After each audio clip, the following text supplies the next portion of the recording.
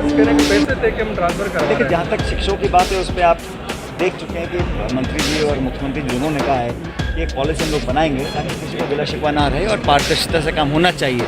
सिर्फ एक विभाग में नहीं, हर विभाग में। वहाँ अगर हम पब्लिक को और मजबूती देंगे, उनके साथ और सहानुभूति रखकर काम करेंगे तो निश्चित रूप से हमारी सरकार दोबारा बनेगी। कार्यकर्ताओं को मेहनत से मान सम्मान देंगे, पब्लिक में जाएंगे तो निश्चित रूप में 23 में जब चुनाव होंगे तो कांग्रेस की सरकार दोबारा राजस्थान में बन सकती है। जो बीजेपी की सरकार केंद्र में है वो शुद्ध रूप से चुनावी कैलेंडर को देखकर काम कर रही है। 7 साल में लगातार जनता को नारे दिए गए, किसान की आमदनी दुगनी करने की वादा किया गया, 15 लाख रुपए खाते में जमा कराने की बात करी, महंगाई को ख़त्म करने की बात करी, करप्शन को मिटाने की बात की।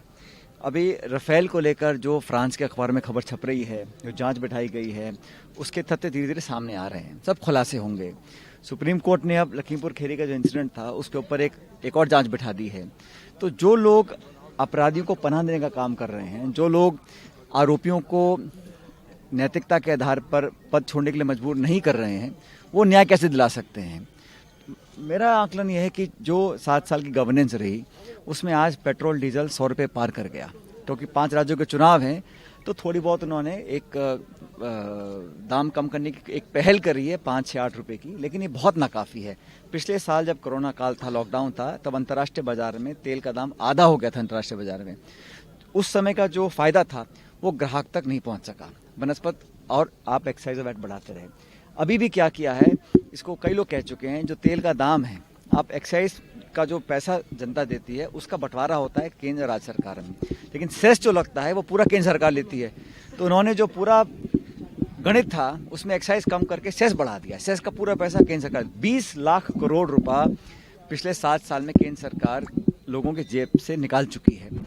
और जो लगातार विकास की बात करने वाली सरकार आज दिल्ली में बैठी अपने आप को कहती है, उन्होंने हर मोर्चे पर विफल होकर दिखाया है।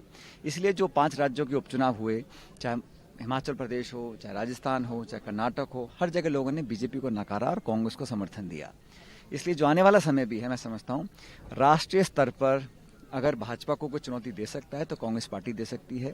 इस संदर्भ में सब नेताओं से हम बात भी कर रहे हैं और 14 नवंबर से लेकर 19 से 20 तारीख तक कांग्रेस ने एक जन जागरण अभियान चलाया है। गांव, ढाणी, शहर, कस्बे में जाकर लोगों को जागरूक कर रहे हैं कि ना तो नौकरियां हैं, 1 साल से किसान धरने पर बैठा है, 3 कृषि कानून बनाए जो काले कानून कहे जाते हैं, अर्थव्यवस्था चौपट हो गई, उद्योग बंद हैं, और हर तरफ से सिर्फ नारे, बड़ा बड़ा आयोजन करना, इश्तिहार में पैसे खर्च करना, मीडिया में हाईलाइट होना, इन बातों को जनता कब तक सहन करेगी। इसलिए बदलाव होना जरूरी है और होगा भी, क्योंकि जनता, मैं समझता हूँ, जवाबदेही कराना चाहती सरकार। दोस्तों, सीबीसी न्यूज आपके सहयोग से लगातार बढ़ता जा रहा है। स्वतंत्र पत्रकारिता का सहयोग करने के लिए आपका धन्यवाद।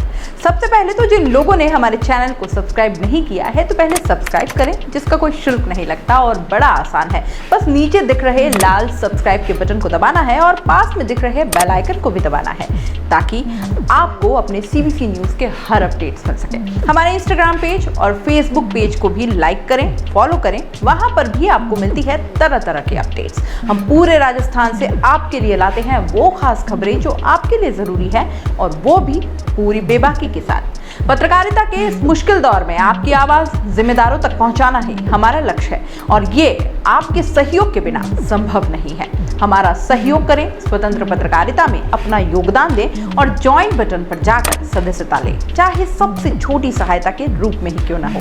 जनता की बेबाक आवाज बने रहें, उसके लिए सहयोग आपको ही करना है। सब्सक्राइब करिए और ज्वाइन बटन पर क्लिक कर सदस्यता ग्रहण कीजिए।